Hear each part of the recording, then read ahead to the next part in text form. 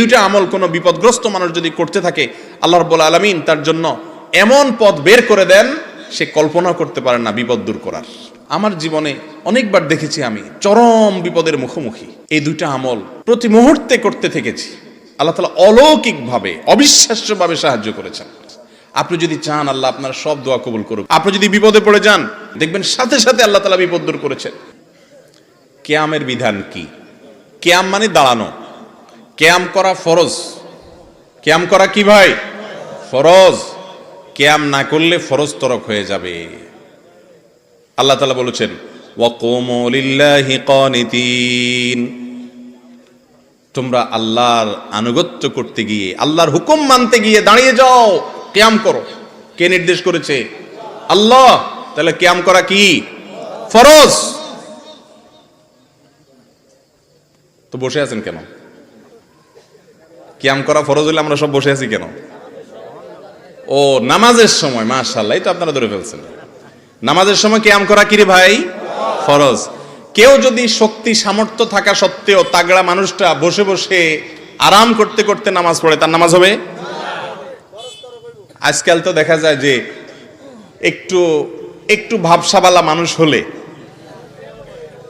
একটু আল্লাহ তাআলা তাকে হয়তো কোনো দিক থেকে একটু বড় করেছেন, সবাই না, আবার অনেক লোক আছেন অসুস্থ হয়ে চেয়ারে বসেন।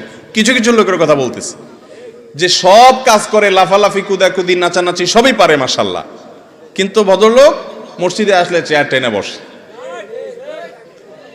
চেয়ারে কিন্তু বসে নামাজ পড়া জায়েজ আছে যে ব্যক্তির জন্য এছাড়া বিকল্প নাই, সে বাধ্য, মাজার রোগ, কোমরের রোগ, অসুখ বিসুখ হয়েছে, ঠিক আছে। কিন্তু অনেকে আছে যে অহেতুক একটু সামান্য শরীরটা মেজমেজ করতেছে, আজকে শরীরটা ভালো লাগতেছে না, বসে নামাজ শুরু করছে। তো এই কিয়াম না করলে নামাজ হবে? কিয়াম করা মানে দাঁড়ানো। আপনি জিজ্ঞেস করছেন কোরআন হাদিসের আলোকে কিয়ামের বিধান কি, আমি সরল উত্তর দিলাম, নামাজের মধ্যে যে দাঁড়ানো কিয়াম, সেটাও দাঁড়ানো। কিয়াম মানে কি করা? দাঁড়ানো। ওই দাঁড়ানোটা ফরজ। আর বাকি এমনি সময়ে আপনি কি ওয়াজ বসে শুনবেন না দাঁড়ায় শুনবেন, এটা আপনার ব্যাপার। শরীয়ত এখানে কোনো বাধ্যবাধকতা করে নাই। আমি ওয়াজ বসে করতে পারি, আমার মনে চাইলে আমি দাঁড়ায় ডায়াসেও বলতে পারি। এক্ষেত্রে শরীয়ত কোনো নির্দেশ নিষেধ করে নাই। তাহলে কিয়াম কখনো করা ফরজ, আবার কখনো করা মুবাহ মানে জায়েজ। চাইলে আমি দাঁড়াইতে পারি, চাইলে বসতেও পারি। বুঝতে পারছেন? আল্লাহর নবীর নামে দুরূদ প্রেরণ করা, সাল্লাল্লাহু আলাইহি ওয়াসাল্লাম, তার প্রতি দুরূদ প্রেরণ করা, এটা অনেক বড় ইবাদত ভাই, অনেক বড় সওয়াবের কাজ। আপনি যদি চান আল্লাহ আপনার সব দোয়া কবুল করুক, তো আপনি দুরূদ শরীফ পড়বেন। আপনি যদি বিপদে পড়ে যান সবচেয়ে বেশি দুরূদ শরীফ পড়বেন, দেখবেন সাথে সাথে আল্লাহ তাআলা বিপদ দূর করেছেন। দুটি আমল, দুরূদ আর ইস্তেগফার, আমার জীবনে অনেকবার দেখেছি আমি চরম বিপদের মুখোমুখি। এই দুইটা আমল প্রতি মুহূর্তে করতে থেকেছি। আল্লাহ তাআলা অলৌকিকভাবে অবিশ্বাস্যভাবে সাহায্য করেছেন। নবী করিম সাল্লাল্লাহু আলাইহি ওয়াসাল্লামের হাদিস থেকে স্পষ্ট বোঝা যায় দুরূদ এবং ইস্তেগফার, এই দুইটা আমল কোনো বিপদগ্রস্ত মানুষ যদি করতে থাকে, আল্লাহ রাব্বুল আলামিন তার জন্য এমন পথ বের করে দেন সে কল্পনা করতে পারে না বিপদ দূর করার। তো এই যে দুরূদ, এত ফজিলতপূর্ণ আমল, এই দুরূদটা বসে পড়বে না দাঁড়ায় পড়বে? কথা বলেন। দুরূদ বসে পড়তে হবে না দাঁড়ায় পড়তে হবে? কোথায় আছে দুরূদ বসে পড়তে হবে? এই যে আন্দাজে ফতোয়া দিলে তো হবে না ভাই। কোরআন হাদিসে কোথাও বলা হয় না যে তোমরা দুরূদ পড়ার সময় অবশ্যই বসিয়া বসিয়া পড়িবে, দাঁড়িয়া পড়িতে পারিবে না, কোথাও নাই। তা আপনি অযথা কথা কেন বলতেছেন? দুরূদ বসে পড়বে না দাঁড়ায় পড়বে, কোরআন হাদিসে ব্যাপারে কিচ্ছু বলা হয় না। অতএব এই বসা লোকেরাও দুরূদ পড়তে পারবে, দাঁড়ানো লোকেরাও দুরূদ। কথা কি বুঝতে পারছেন? দুরূদ বসেও পড়ানো যায়, দাঁড়ায়ও পড়া যায়, শুয়েও পড়তে পারে কেউ, কোনো অসুবিধা নাই। কিন্তু কেউ যদি মনে করে দুরূদ পড়তে পড়তে পড়তে পড়তে পড়তে পড়তে একটা পর্যায়ে সবাই দাঁড়ায় যাইতে হবে, তাহলে সমস্যা আছে। কারণ আপনি দুরূদ পড়তে পড়তে যে হঠাৎ দাঁড়ায় গেলেন, ভাই আমার, আপনাকে কি আল্লাহ রাসূল সাল্লাল্লাহু আলাইহি সাল্লাম দুরূদ পড়ার ব্যাপারে বলেছেন? এই কথা কোরআন হাদিসে কোথাও আছে যে তোমরা যখন দুরূদ পড়বা আমার প্রতি, পড়তে পড়তে পড়তে পড়তে একটা পর্যায়ে আমার সম্মানে তোমরা দাঁড়ায় যাইতে হবে, এরকম কথা যদি আমার নবীজি বলে থাকেন অবশ্যই দাঁড়াইতে হবে। কোরআনে যদি বলে থাকে অবশ্যই করতে হবে। আর যদি কোরআন হাদিস না বলে, তা আপনি বসা আলাদেরকে বলবেন ভাই দুরূদ পড়তেছেন দাঁড়ায় যান, অথবা দাঁড়ানোদেরকে আমি যদি বলি ভাই আপনারা দাঁড়ায় দাঁড়ায় দুরূদ পড়তেছেন কেন, বসে যান, এ দুইটার কোনোটাই করার অধিকার আমার আছে নাই। আমাদের যেসব ভাইয়েরা দুরূদ পড়তে পড়তে হঠাৎ দাঁড়ায় যায়, ওনারা কিন্তু নবীজির সম্মানার্থে দাঁড়ায়, ঠিক না ঠিক? নবী করিম সাল্লাল্লাহু আলাইহি ওয়াসাল্লামের প্রতি সম্মান ভালোবাসার জন্য দাঁড়ায় না? কিন্তু ভাইরে, নবীর প্রতি ভালোবাসা প্রকাশের পদ্ধতিটাও হইতে হবে নবীর বাতানো।